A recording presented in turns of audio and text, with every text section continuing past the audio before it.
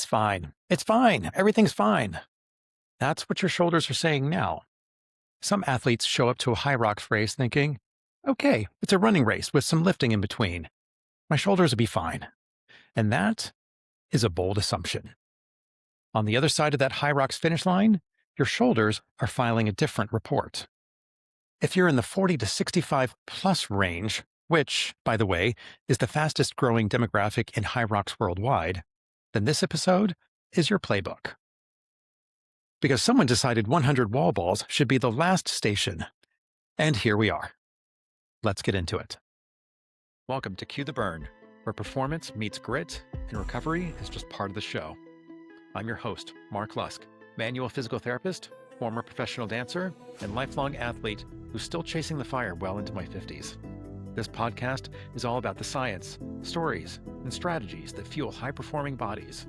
Whether you're on stage, under a barbell, or navigating the grind of urban life, from injury prevention to mental resilience, we're diving deep into what it takes to stay strong, mobile, and ready for whatever role life casts you in. Cue the music, cue the lights, cue the burn. Let's go.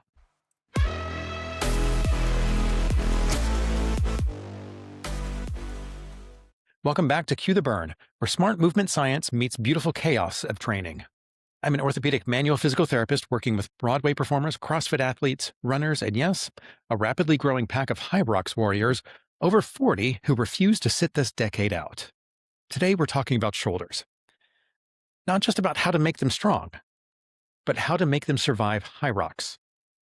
We're breaking down what Hyrox actually demands from your shoulders, what goes wrong and why, the anatomy behind those breakdown moments, what research says about the aftermath, and a practical prehab routine you can plug into your training this week. Most athletes think Hyrox is a running race with some lifting. Your shoulders know better.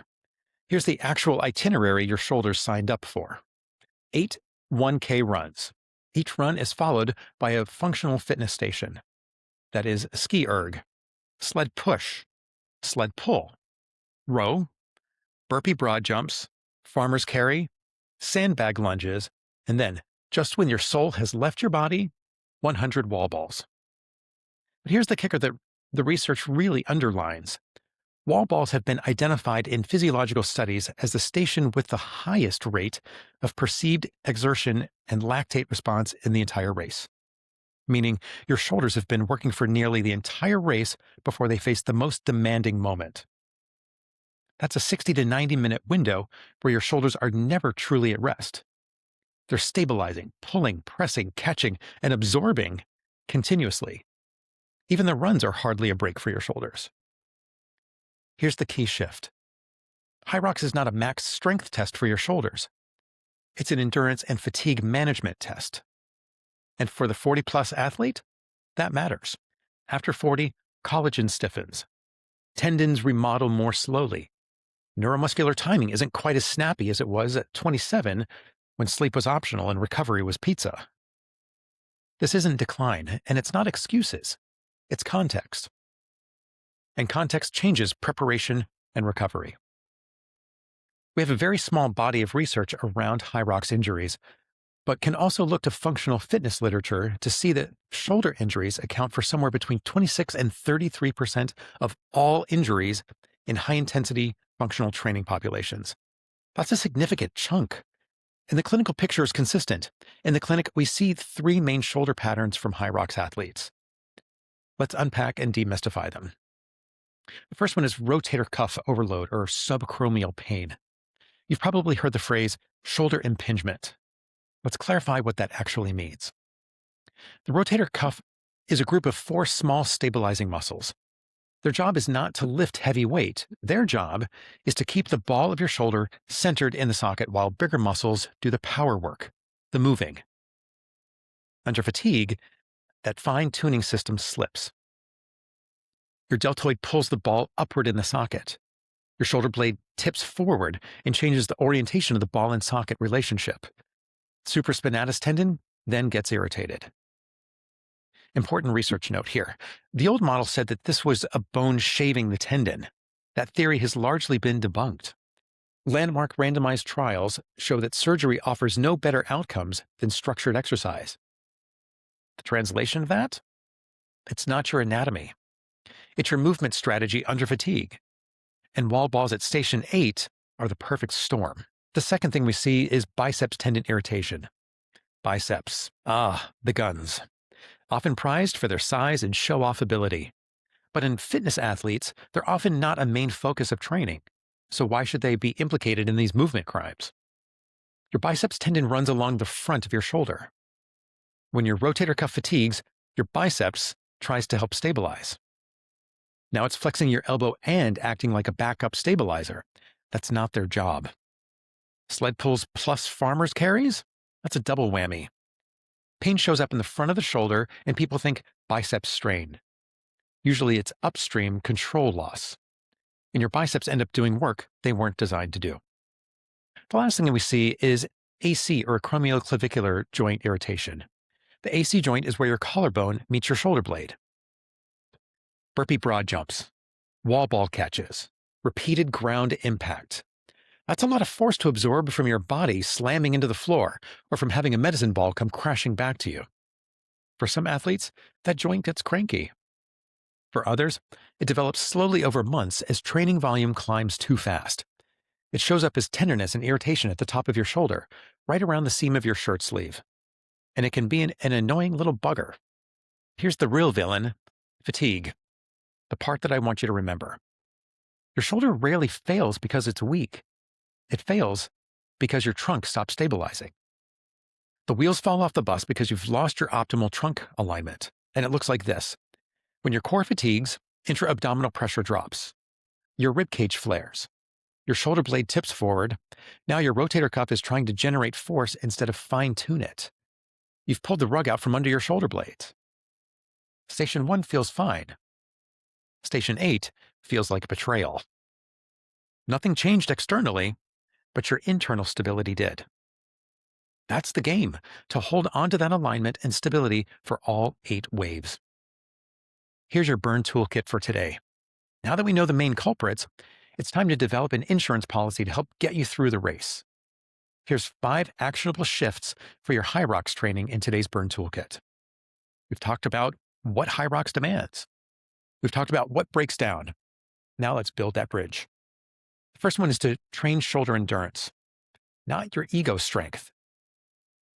If your shoulder program is built around how heavy can I press, we need to adjust the lens. Hyrox doesn't care about your 1 rep max. Hyrox cares about rep 83 of 100 wall balls. When your lungs are on fire and your legs are questioning your life choices. Endurance means this: can your shoulder maintain clean mechanics under fatigue? It's time under tension. That's controlled tempo work. That's sets of 12 to 20 with posture intact. When you train endurance, you're teaching your rotator cuff to stay centered in the socket, even when the big muscles start dominating. Translation to race day: if you've trained endurance, your shoulder blade will still upwardly rotate at rep 90. If you haven't, your deltoid takes over. Your humeral head migrates upward and your shoulder feels pinchy. This isn't about being weaker, it's about being steadier. The second point is to prioritize your scapular control. Your shoulder blade is the stage, and your arm is the performer. If the stage tilts forward, the performer trips. Scapular control means your serratus anterior and lower trapezius know how to guide that shoulder blade smoothly up and back when your arm goes overhead. So that means face pulls, external rotations, T's, W's, and Y's especially. In Hyrox, this translates mostly to the ski erg, the sled pull, and the wall balls.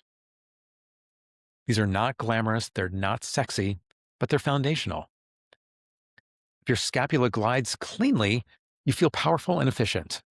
If it wings or tips forward under fatigue, your upper traps take over and your neck and shoulders light up like Times Square at midnight.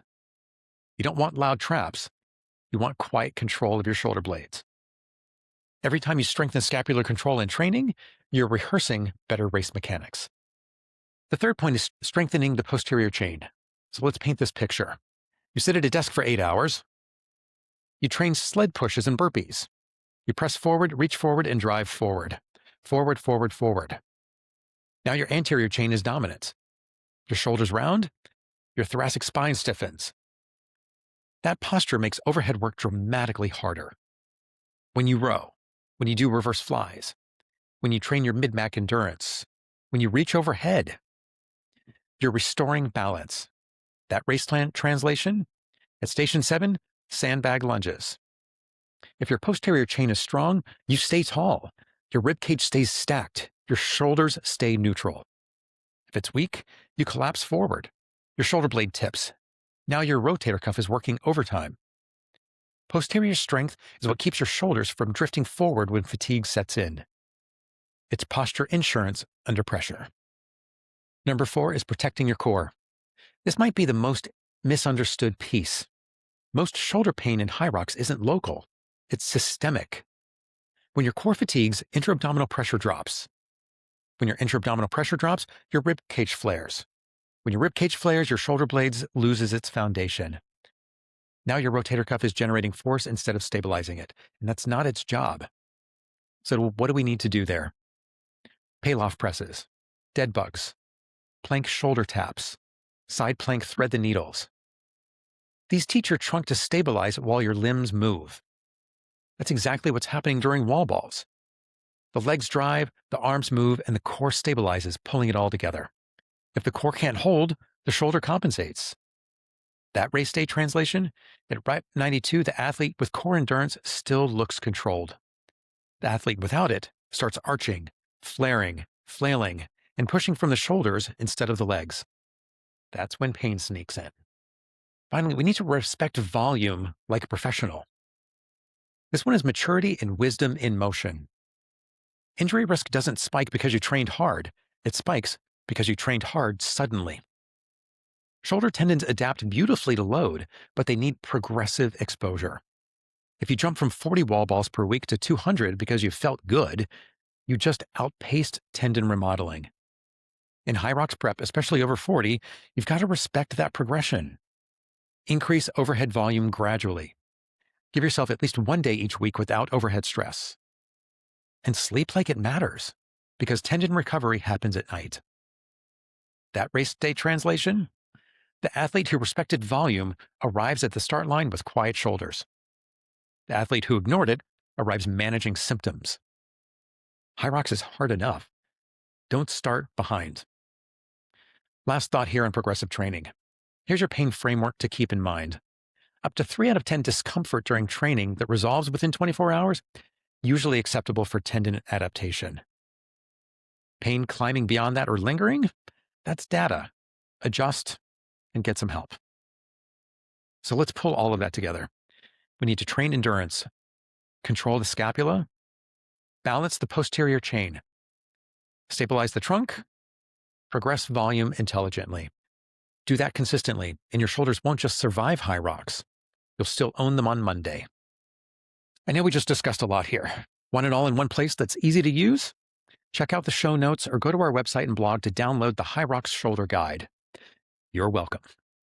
If you're 40 plus and lining up for Hyrox, you're not trying to prove youth. You're proving durability. Your shoulder doesn't need to be louder, it needs to be steadier. Train it like a stabilizer system. Respect fatigue and respect recovery. And when you hit Wallball rep 97, that's not a shoulder test, that's a systems test. I'm Mark Lusk at MVMT Physical Therapy, and this is Cue the Burn. As always, check out our social media at MVMTPT and our blog and website at www.mvmtpt.com for more information. Check out the show notes, our website and blog for the downloadable Hyrox Shoulder Guide. Please subscribe, like, and review our podcast, and make sure you share it with your friends and colleagues. Train steady, burn bright, and I'll see you at the finish line.